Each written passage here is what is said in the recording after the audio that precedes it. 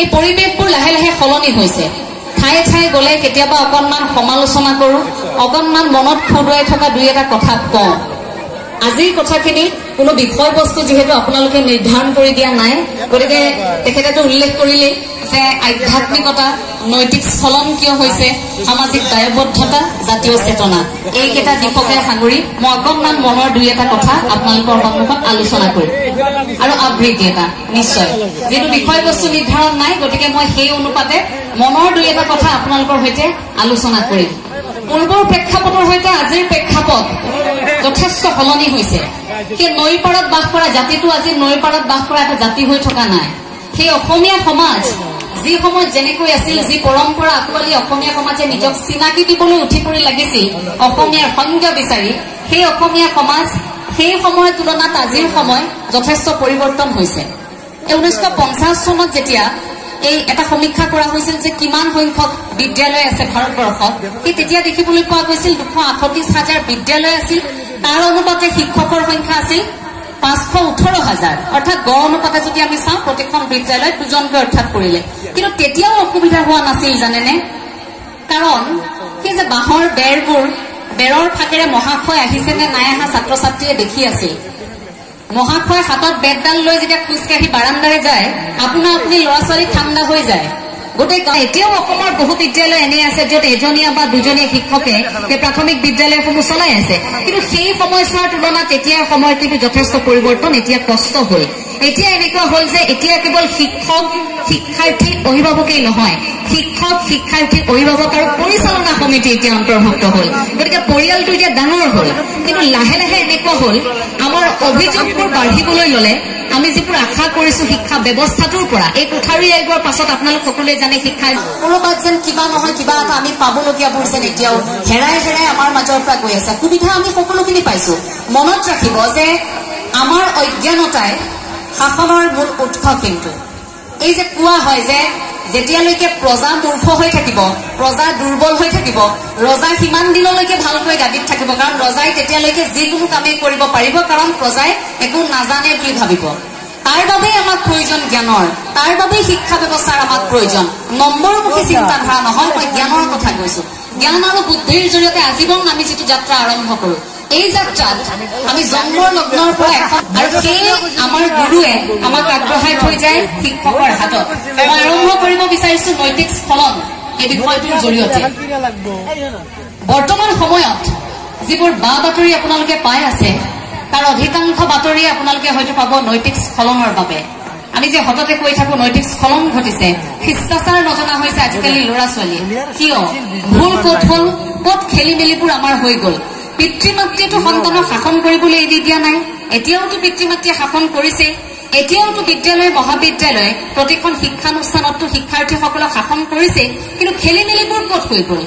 কৰবাত ভুল বুজাবুজি কৰবাত এই শাসনৰ মাজত কৰবাত সুৰুঙা পিতৃ মাতৃয়ে নিজৰ সন্তানক কৰবাত ডাঙৰ কৰোঁতে কৰবাত নহয় ভুল ৰৈ গ'ল আঙুলিটো টুৱাই থাকোঁতে তিনিটা আঙুলি নিজৰ ফালে আহোঁতে আত্মসমালোচনা কৰাৰ সময়বোৰ উকলি গৈছে মাতৃগৰাকী উপলব্ধি কৰাৰ সময়টো আহি পৰিব এতিয়া যে মোৰ সন্তানক মই কেনেকুৱা শিক্ষা দিলে তেওঁ সমাজত মূৰ দাঙি জীয়াই থাকিব পাৰিব মোৰ সন্তান মানুহ হ'ব পাৰিব নালাগে মোৰ সন্তান বহু ডাঙৰ কোনোবা এগৰাকী বিষয়া হ'বলৈ নালাগে মোৰ সন্তান মোৰ কাষৰ ঘৰত থকা ব্যক্তিগৰাকীৰ সন্তানে যিটো সন্মান বুটলিবলৈ সক্ষম হৈছে সেই সন্মানটো আজৰি আনক আপুনি চিন্তা কৰিব লাগিব যে আপোনাৰ সন্তানে সমাজৰ কিবা এটা ভাল হোৱা কাম কৰিছে এই যে প্ৰাথমিক বিদ্যালয় আমি অকনমান এই যে মই অকনমান এইফালে আহিছো দেই আপোনালোকৰ মুখবোৰ ভালকৈ দেখি থাকিলে মোৰ কথা কৈ ভাল লাগিব যিহেতু মই অকনমান চাপৰ এইটো মোৰ গোটেই বংশটোৱে চাপৰ এতিয়া এনেকুৱা অনুষ্ঠানলৈ যেতিয়া যাওঁ ডাইচবোৰ ইমান ডাঙৰকৈ বনোৱা থাকে ফুলৰ মাজৰ পৰা কোনোমতে মোৰ চকুকেইটা ওলায় আপোনালোককো মই দেখি নাথাকো মোকো আপোনালোকে দেখি নাথাকে অকনমান অসুবিধা হয় গতিকে ৰ'দ ঘাই মানুহ ফৰফৰীয়া কথা মই অকনমান আগবাঢ়ি লৈছো বেয়া পাব নেকি ঠিক আছে এই যে প্ৰাথমিক বিদ্যালয় বুলি আৰম্ভ কৰোঁতে মই কথাষাৰ কৈছিলো চাব দেই ত্ৰুটিবোৰ কেনেকুৱা হৈ যায় মোৰ মনৰ খুদুৱাই থকা কথা শিক্ষামন্ত্ৰী এগৰাকীও দিল্লীৰ উল্লেখ কৰিছিল এই কথাষাৰ ভাষণৰ প্ৰসংগত কৰবাত আমি যে কেতিয়াবা শিকিলো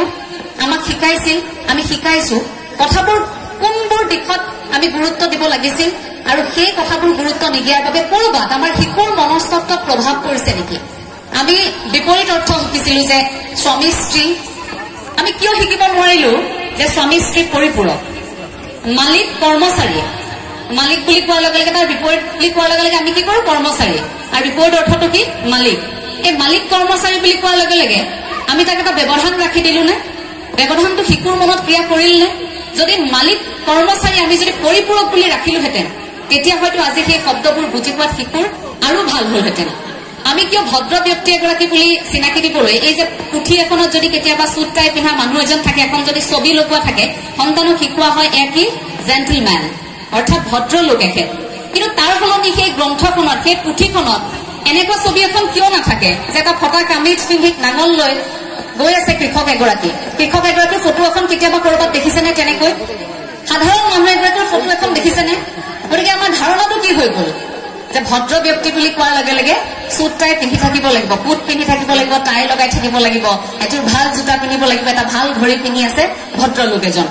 এই যে আমাৰ সমাজত আমি আৰম্ভণি সময়খিনিত আমি পাঠ্যপুথিত যিবোৰ আঁকোৱাক বুলি মই ক'ব বিচাৰিম সেইবোৰ আচলতে এটা গঠনমূলক সমালোচনা বুলি আমি ল'ব পাৰো দেই সেই কথাবোৰে শিশুৰ মনস্তত্বক ক্ৰিয়া কৰে তাৰ পাছত সেই সন্তানক ডাঙৰ হোৱাৰ পাছত ৰাস্তাৰে পাৰ হৈ যেতিয়া তেনে এজন ব্যক্তি যাব আপোনাক আপোনাৰ সন্তানে ক'ব যে মা তেখেত বহুত ডাঙৰ মানুহ হয়নে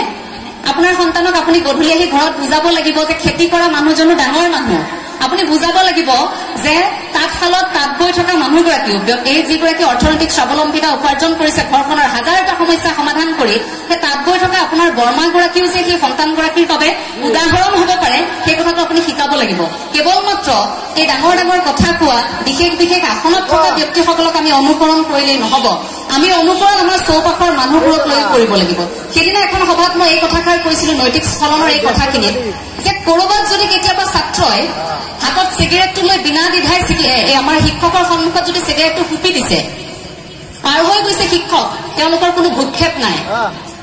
পেকেট এটা জেপৰ পৰা উলিয়াইছে কোনো কথা নাই বতৰা নাই পিতৃ আছে মাতৃ আছে খুৰা আছে খুৰী আছে কোনো কথা নাই পেকেটটো খাইছে দলিয়াই থৈ তাতে গুচি গৈছে সেই দুখটো যদি শিক্ষকৰে হয় যদি কৰবাত ডাঙৰ ব্যক্তি এগৰাকীক দেখিছে বয়সস্থ ব্যক্তি এগৰাকী কাষতে থিয় হৈ আছে তেওঁক যদি চকীখনো কনিষ্ঠগৰাকী এৰি দিয়া নাই উঠি বহকচোন আপুনি ইয়াতে অকণমান সময় এই কথাষাৰ যদি সন্তানৰ মুখৰ পৰা ওলাই যোৱা নাই সেই দুখটো যদি শিক্ষকৰে হয় তেন্তে পৰিয়ালত বাকী মানুহবোৰ আমাৰ কিয় আছে এই মাহী পেহী জেঠাই জেঠু বৰমা খুৰা বৰদেউতা এই আমৈ তাৱৈ এই সম্পৰ্কবোৰ আমাৰ কিয় আছে আমি যৌথ পৰিয়াল দেখিছিলো অসমৰ প্ৰেক্ষাপটত কাহিনীবোৰ বৰ ভাল লগা আছিল কাৰণ যৌথ পৰিয়াল এটাৰ পৰা এটা সন্তান যেতিয়া ডাঙৰ হৈ ওলাই আহিছিল সেই সন্তানক বেলেগকৈ গণসংযোগ শিকাবলগীয়া হোৱা নাছিল বেলেগকৈ আকৌ কেনেকৈ ঘৰ চলিব লাগে কেনেকৈ সম্পৰ্ক ধৰি ৰাখিব লাগে কথাবোৰ শিকাবলগীয়া হোৱা নাছিল কাৰণ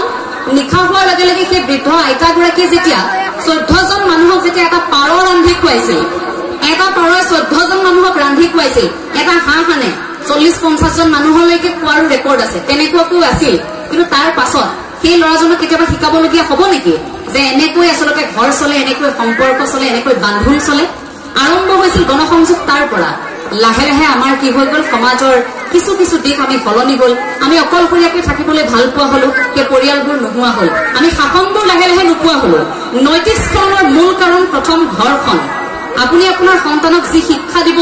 আপোনাৰ ঘৰখনত যেনেকুৱা পৰিৱেশ হ'ব আপোনাৰ সন্তানে কিন্তু তেনেকুৱা আচৰণেই কৰিব ভাতৰ সাধুটো মই নতুনকৈ কোৱাৰ প্ৰয়োজন নাই ৰজাৰ ঘৰত থকা এটা ভাতো ধৰ কাটমাৰ কৰিবলৈ শিকিছিল কাৰণ সেইখন ঘৰত একেৰাহে সেই বাক্যটো চলিছিল আন এখন ঘৰতো সেই তেনেকুৱা এটা ভাতলৈ আছিল কিন্তু সেইখন ঘৰত কি আছিল সদায় অতিথি আপ্যায়নৰ এটা সকলোৰে স্বভাৱ আছিল যে আহক বহক নমস্কাৰ বহকচোন ভালে আছে এই কথাবোৰ শিকিছিল গতিকে সেই ভাতৰটোৱে সেই কথাবোৰে শিকা নাছিল জানো তাৰ পাছত আমিতো জীৱশ্ৰেষ্ঠ আমিতো সকলো আয়ত্ত কৰিব পাৰো তাৰ পাছতো আমি কৰবাত ৰৈ গলো আমাক এতিয়া আকৌ বুজাবলগীয়া হৈছে যে মানুহ কোৱাৰ তুমি আপোনালোকে এতিয়া আন্দোলন কৰি তোলা APJ আব্দুল কালামে যেতিয়া যাত্ৰা আৰম্ভ কৰিছিল তাৰ পাছত এতিয়া সকলোকে সেই আহ্বান জনাবলগীয়া হ'ল যে মানুহ কোৱাৰ এটা যাত্ৰা আৰম্ভ কৰক এতিয়া মানুহ সৃষ্টিহে হ'ব লাগে কেৱল মাত্ৰ এই দুখন ধৰি লৈ এই মূৰটো লৈ চকু দুটা লৈ হাত দুখন লৈ কেৱল মাত্ৰ মানুহৰ অবয়ৱটো ৰৈ থাকিলে নহ'ব ভিতৰৰ পৰা জীৱশ্ৰেষ্ঠ যে আমি হৈছো মানুহ যে হৈছো এই কথাখিনি কিন্তু উপলব্ধি কৰিব লাগিব অন্তত গ্ৰামাঞ্চলৰ পৰিৱেশবোৰ আগৰ দৰে বিচাৰো যেনেকৈ সন্ধিয়া হোৱাৰ লগে লগে দবাটো পেটোৱাৰ লগে লগে শৃংখলাবদ্ধ এখন সমাজ সন্ধ্যা ঘৰে ঘৰে ৰিণিকি ৰিণিকি ভাঙি আহে ঘোষাৰ শব্দ, প্ৰাৰ্থনাৰ শব্দ। ল'ৰা ছোৱালীক প্ৰাৰ্থনা গাবলৈ পিতৃ মাতৃয়ে কৈছিল। ডিঙিত গামোচাখন লৈ থুপুক থাপাককে খোজ কঢ়া কণমানিটো ককা আইতাৰ সৈতে নামঘৰত সেৱা কৰিছিল। সেই পৰিৱেশবোৰ ভাল লগা হৈছিল। কিন্তু এতিয়া লাহে লাহে সেই পৰিৱেশবোৰ আমাৰ নোহোৱা হল। আমি যিমানেই ঈশ্বৰৰ পৰা লাহে লাহে আঁতৰি আহিলো, যিমানেই আমি সেই সময়বোৰৰ পৰা আঁতৰি আহিলো, কৰবাত আমি নিজক হেৰুৱাই পেলালো। মনত ৰাখিব, আমি সদায় ভগৱানৰ সৈতে, এই অদৃশ্য এটা শক্তিৰ সৈতে আমি সদায় সংপৃক্ত হৈ থাকো। আপুনি কৰবাত দুখ পালে হঠাৎ আপুনি কয় কৃষ্ণ প্ৰভু।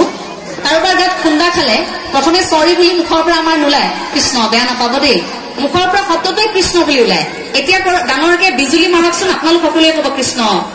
এটা মুখত শব্দ আহে নে আপোনালোকৰ? ভগৱান বচাবা আৰু কৃষ্ণ, এই যে শব্দবোৰ, কাৰণ তাৰ অৰ্থটো এইটো যে আপুনি ভগৱানৰ সৈতে কানেক্ট হৈ আছে। তাত তৃতীয়জন ব্যক্তিৰ প্ৰয়োজনো নাই, আপুনি নিজেই কানেক্ট হৈ আছে তেখেতৰ সৈতে। আপুনি যি শক্তিকে আপুনি বিশ্বাস নকৰক, আপুনি যদি কলমটোকো ভগৱান বুলি ভাবিছে, আপুনি যদি মাইক্ৰফোনটোকো ভগৱান বুলি ভাবিছে, এখন গ্ৰন্থকো যদি আপুনি ভগৱান বুলি ভাবিছে, সেয়ে আপোনাৰ বিশ্বাস, সেই বিশ্বাসটোৱে আপোনাক ধৰি ৰাখিব। কিন্তু মূলত ধৰিব লাগিব যে এটা বিশ্বাস, আমাৰ ওপৰতো কোনোবা এজন আছে। আমাৰ সেই ধাৰণাটো নোহোৱাৰ বাবে লাহে লাহে নৈতিক স্খলন ঘটিছে। পিতৃ মাতৃৰ শাসনৰ পৰা সন্তানে ভাবে যে ঘৰখনৰ চাৰিবেৰ পাৰ হোৱাৰ লগে লগে এতিয়া মোক কোনেও দেখা নাই। এই বিদ্যালয়খন পাৰ হোৱাৰ লগে লগে ল'ৰা ছোৱালীয়ে ভাবে যে এতিয়া আৰু আমাক কোনেও দেখা নাই, এতিয়া কিবা এটা কৰিলে একো গম নাপায়। মহাবিদ্যালয়ত চিচিটিভি লগোৱা আছে, গতিকে চিচিটিভিটো পাৰ হোৱাৰ লগে লগে ভাবে এতিয়া আৰু চিচিটিভি ধৰা নপৰো, যি কৰিলো। এই ধাৰণাটো থাকে আমাৰ। এই ধাৰণাটো আহিবলৈ পাইছে কাৰণ আমি ওপৰজনক বিশ্বাস কৰিবলৈ শিকাই নাই। এই বিশ্ব ব্ৰহ্মাণ্ডক যদি বিশ্বাস কৰিছে, যদি জীৱটোক আপুনি বিশ্বাস কৰিছে, যদি জীৱন মৃত্যুক যদি আপুনি জিনিব বিচাৰিছে, তেন্তে আপুনি এটা শক্তিকটো বিশ্বাস ৰাখিব লাগিব।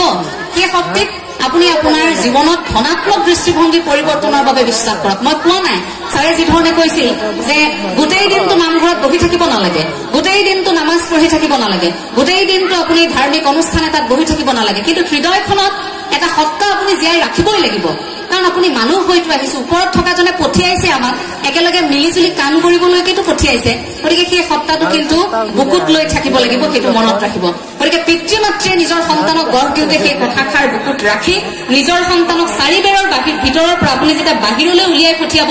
তেতিয়া মনত ৰাখিব এই ল'ৰা ছোৱালীহাল যদি খোজকাঢ়ি গৈ আছে, তেওঁলোকৰ পাছফালে আপোনালোকৰ চিনাকিটো গৈ আছে। তেওঁলোকে কিবা এটা কৰিলে সমাজে আপোনালোকক কব ল'ৰা ছোৱালীক কি শিক্ষা দিছে। অন্তত সেই ভয়টো কৰি হলেও নিজৰ সন্তানক এতিয়া অকণমান সেই আবুৰতাত ৰাখিবলৈ শিকক। সন্তানে জেদ ধৰিব, আপোনাক বিচাৰিব বস্তু, কিন্তু তাক আপুনি কেনেকৈ নিয়ন্ত্ৰণ কৰিছে, আপোনাৰ শিশুৰ মনস্তত্বক আপুনি কেনেকৈ বুজিছে, সেইটো ডাঙৰ কথা। কেতিয়াও নুসুধিব ঘৰলৈ উভতি অহাৰ পাছত ইংৰাজীত ৯৯% নম্বৰ তুমি কিয় নাপালা। বিশেষকৈ প্ৰাথমিক পৰ্যায়ত আপোনালোকে কেতিয়াও জোৰ নিদিব